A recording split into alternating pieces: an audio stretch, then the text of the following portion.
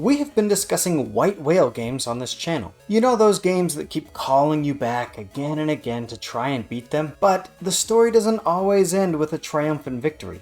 Sometimes a greater understanding of the game or a shift in priorities can also provide a satisfying ending to a relationship with a game. Here are 5 quick stories of games that I wanted to beat as a kid and how I got closure from them in the end.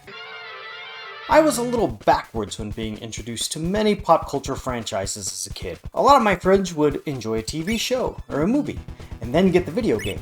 But I was introduced to a lot of pop culture franchises by playing a video game at a friend's house, and then I would catch up on the show later. This was the case with Teenage Mutant Ninja Turtles, and this is why my favorite turtle is Donatello. It has nothing to do with the color purple or his personality, it has everything to do with his weapon and how OP it is in the first Teenage Mutant Ninja Turtles game for the NES. There were many times where I would rescue April from Rocksteady by sitting out of reach and poking Rocksteady in the head with Donatello's bow staff. And cheesing the fight like this felt so cool when I was a kid. This game was super fun because I got to do everything that I wanted. I wanted to play as every turtle, I wanted to use lots of different ninja weapons, and I wanted to defeat the bad guys. But I always got a game over while exploring Area 3, because I spent most of the time lost. When I got older, I noticed that many people didn't seem to get past Area 2, where the turtles defused bombs in order to save a dam. There were still other people that made it through Area 3 and also discussed the high difficulty of the game. So I decided to revisit the game, but this time instead of trying to beat it, I wanted to figure out why I kept getting stuck in Area 3. This actually ended up being a lot of fun, playing the game from this new perspective. After 1 or 2 game sessions and some research online, I finally figured it out, and I took my findings and made a YouTube video about them. And by the time I was finished, my relationship with the game had completely changed. I didn't want to beat it anymore. Instead, the experience I had learning about the design of the game felt just as satisfying as rolling the credits. But Teenage Mutant Ninja Turtles was not the first game I tried this with. Little Nemo the Dream Master has a similar story. I rented the game first and then watched the movie. It was scary. When I played the game, I didn't get very far, but the game was fun to play and had a killer soundtrack that kept me coming back again and again with a desire to beat the game. Then when I revisited this game as an adult, instead of trying to beat it, I wanted to know why I struggled so much with this game. While the online discourse did portray this as a difficult game, unlike Teenage Mutant Ninja Turtles, people didn't get a game over and put the game down. A lot of people pressed on to beat the game and roll the credits, and I wanted to know why. So I dove in, notebook in hand, playing the game and trying to figure out the cause of my struggle and frustration. The process was liberating, and by the end, I felt like I understood the game, and I was at peace with my experience with it. I made a YouTube video with my research, and since then, when I do revisit this game, it's not in an attempt to beat it. Instead, it's to relive some experiences from my childhood, including that kick-butt soundtrack. When I think of Gyruss, I think of 2 things. First, the memorable title screen music, and next, the unique take on the shoot-'em-up genre. Instead of being a vertical or horizontal shooter, this was a tube shooter.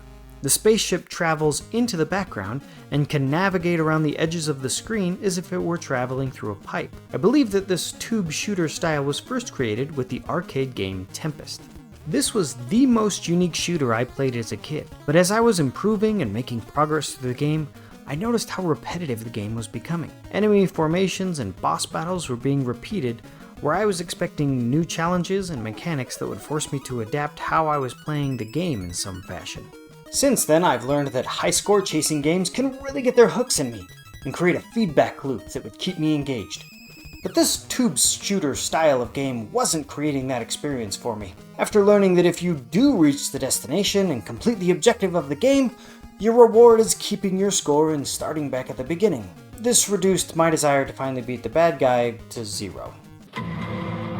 Today we have games that are playgrounds for the player, like Minecraft, Disney Infinity, and Animal Crossing. In these games, the player is encouraged to make their own fun. I first had this experience with Legacy of the Wizard for the NES. This is a side-scrolling game of exploration like Metroid and The Legend of Zelda. The player can play as any of the 5 members of the Drazzle family. I made my own fun exploring different parts of the enormous dungeon with the different characters. My favorites being the pet because he took no damage from enemies, and the girl because she jumped the highest. I was never lost because I didn't have a destination that I was working toward. I just poked around the dungeon to see what I could find, and I had a blast doing it. As I got older, I learned more about my personal taste in games. I realized that games based on exploration need additional hooks to keep my attention, like changing up the experience with different characters as you play. But now that I was older, I understood the goal of the game. So instead of exploring the unknown, it felt like I was just lost and that I couldn't find my destination. The experience became very unsatisfying, and I knew that in order to progress, I would need to create a mental map of the enormous dungeon, and this just didn't appeal to me now that I had a backlog of games that I knew I would enjoy more. But I still wanted the people who did enjoy those exploration-based games to discover this game and play it. So I made a YouTube video discussing the similarities between Legacy of the Wizard, Metroid, and The Legend of Zelda, imploring the viewer that if they enjoyed those games, they should 100% try Legacy of the Wizard. After this, I was satisfied with my experience of Legacy of the Wizard, and I achieved the closure that I was looking for. Finally, we have RC Pro-Am, a really cool racing game that I played a lot as a kid. I slowly got better and better at the earlier tracks, but I could never progress too far in the game. When I was older, I purchased this cart just to revisit the game to see how much further I could progress. After a fair bit of effort getting the game to work, I played the game and enjoyed it. Then the next time I wanted to play it, I also had to put in another great effort just to get the game to work. I stopped pulling RC Pro-Am off the shelf not because I didn't want to play the game, but because I didn't want to spend a lot of time fiddling with the hardware to get the game to work in the first place. This is also why I haven't played another Legendary game in a long while.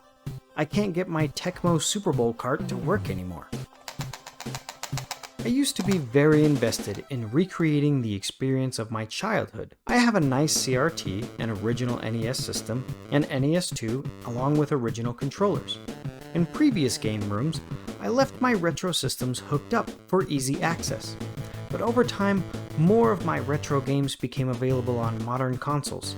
And while the experience isn't as authentic, for me it is more convenient. Sometimes I still want that authentic childhood experience, usually to show my kids what games were like when I was their age. But those occasions have become few and far between, and I keep the retro systems disconnected and stored beneath the CRT until they are needed. I'm still super grateful that I have these systems, and I won't hesitate to pull out a retro system to play a game that is locked to that system, especially if the game is not on the NES. I don't nearly have as much trouble working with my Super Nintendo, Genesis, or PlayStation. So while I didn't exactly get a satisfying ending for games like Gyruss or RC Pro-Am, I imagine that a lot of lifelong gamers have games that they have lost access to, or their tastes have changed over time as they discover more about the games that they enjoy. And that's okay. In general, games have gotten better over time. How many of those transitions did you recognize? I'll leave the answers in a pinned comment. And while you're down there, please feel free to share your childhood game stories. And thanks for watching.